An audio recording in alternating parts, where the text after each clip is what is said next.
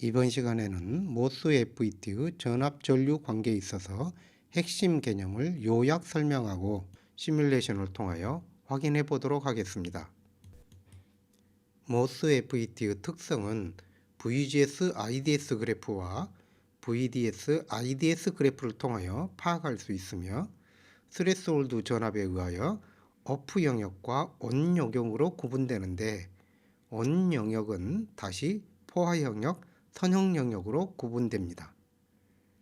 이때 각 영역에서의 전압과 전류 관계식은 다음과 같습니다.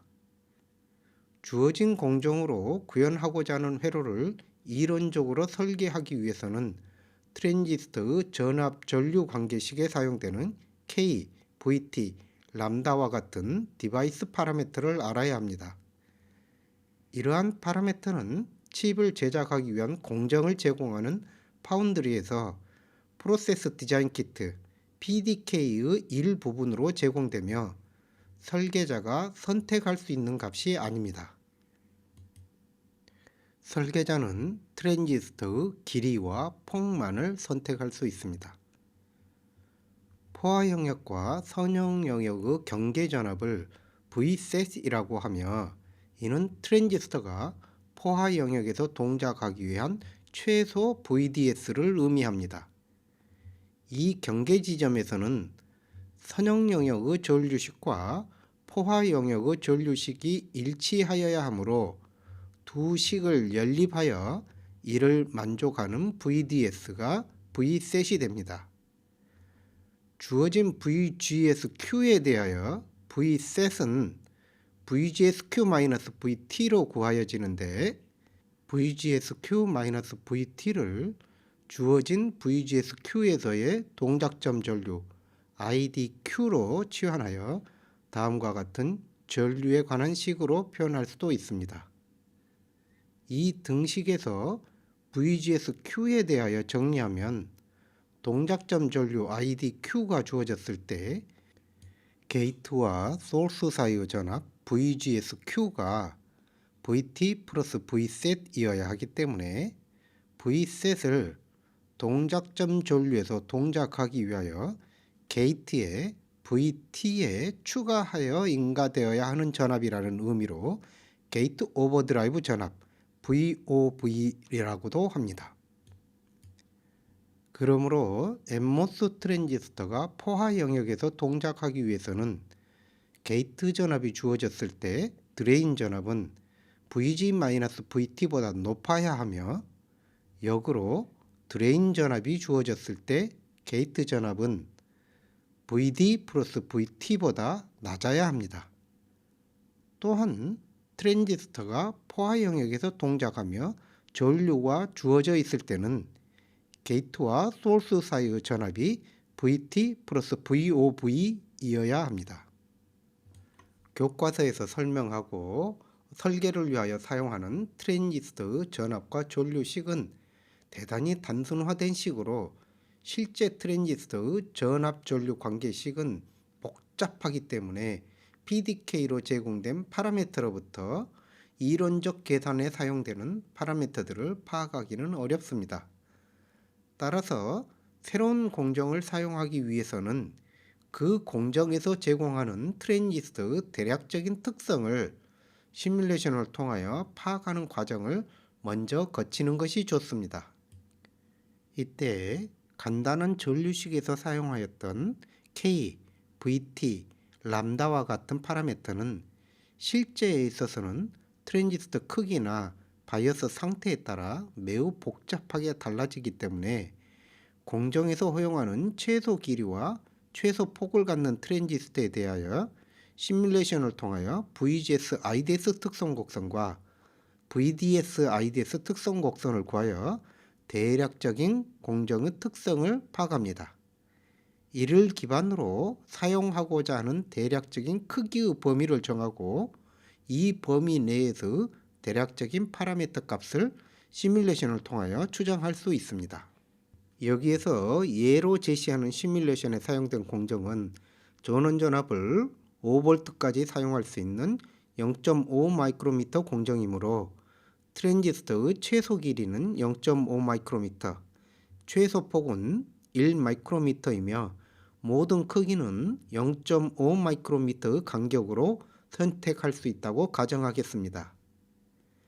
NMOS 트랜지스터와 PMOS 트랜지스터의 게이트와 드레인에 다음과 같이 전압원을 설치하고 PMOS 소스에는 최대 전원 전압인 5V를 인가하여 시뮬레이션을 실행하겠습니다.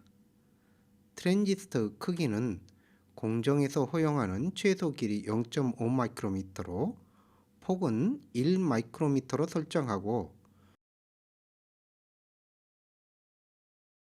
VG를 프라이머리 수입으로 0부터 5V까지 1mV 간격으로 VD를 세컨더리 파라미터 수입으로 0부터 5V까지 1V 간격으로 DC 시뮬레이션을 수행하여 각 트랜지스터의 드레인에 흐르는 전류를 관찰하여 보겠습니다. 시뮬레이션 결과 다음과 같은 그래프를 얻을 수 있는데 위쪽에 형성된 그래프가 NMOS 드레인으로 들어가는 전류이며 아래쪽에 형성된 그래프가 PMOS 드레인에서 나오는 전류입니다. PMOS는 전류가 나오는 방향이기 때문에 음수로 표현된 것입니다.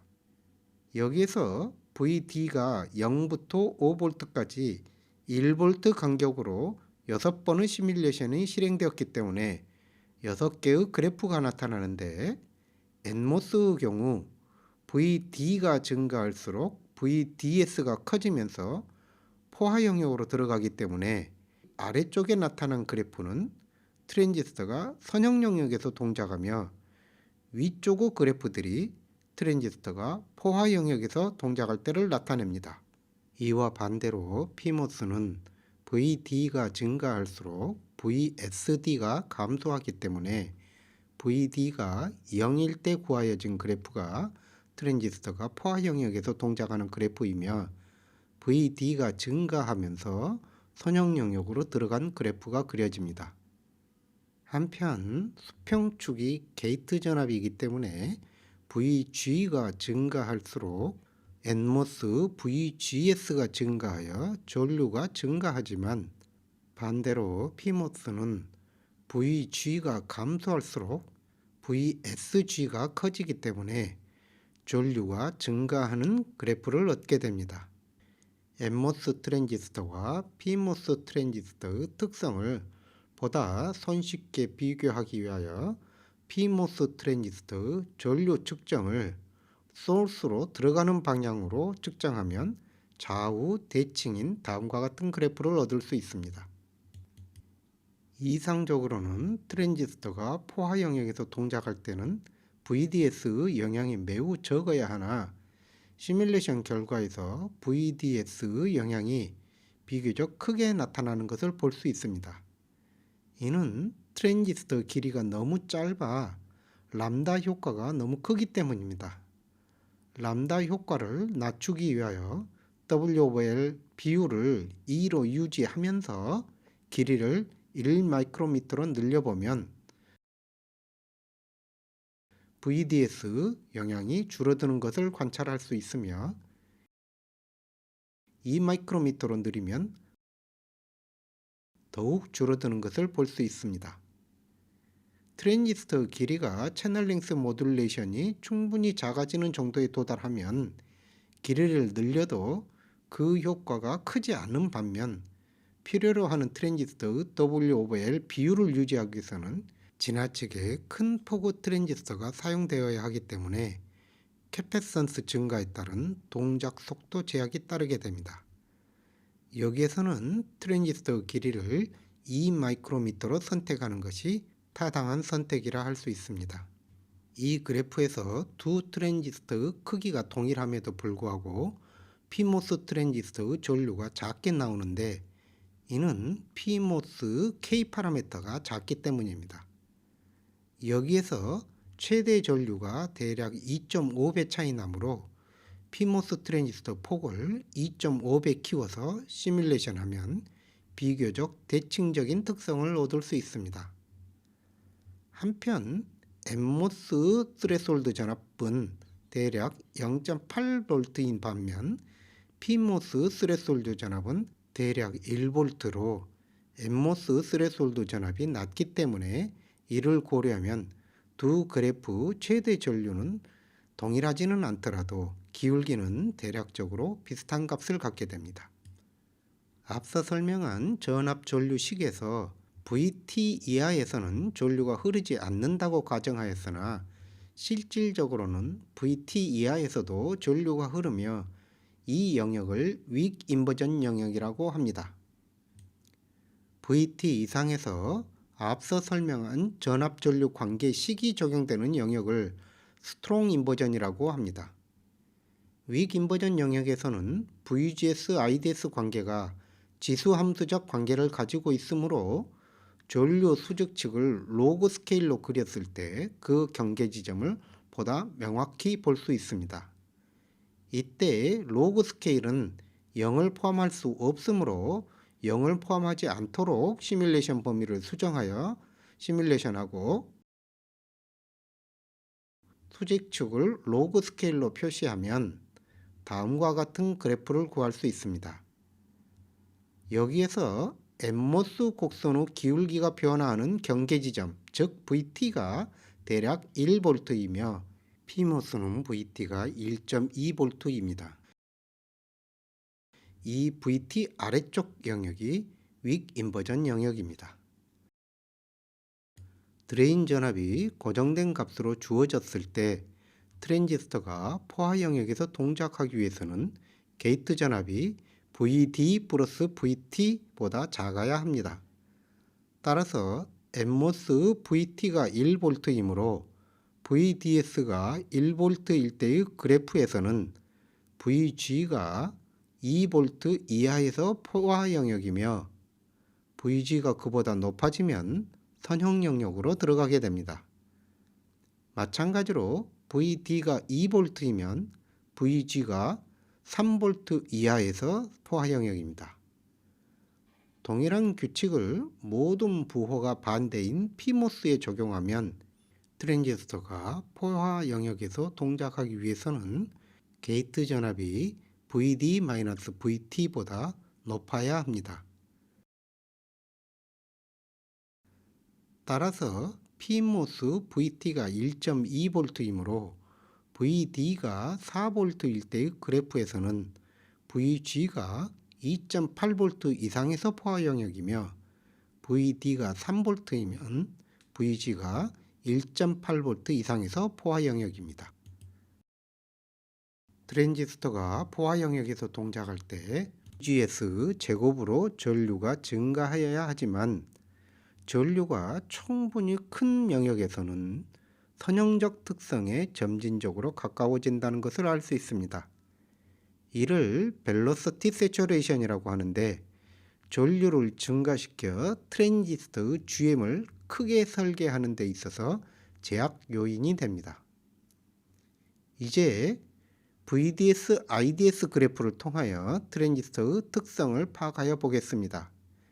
이를 위하여 DC 시뮬레이션은 프라이머리 수입을 VD로, 세컨더리 수입을 VG로 바꾸어 시뮬레이션을 수행하면 다음과 같은 그래프를 얻을 수 있습니다.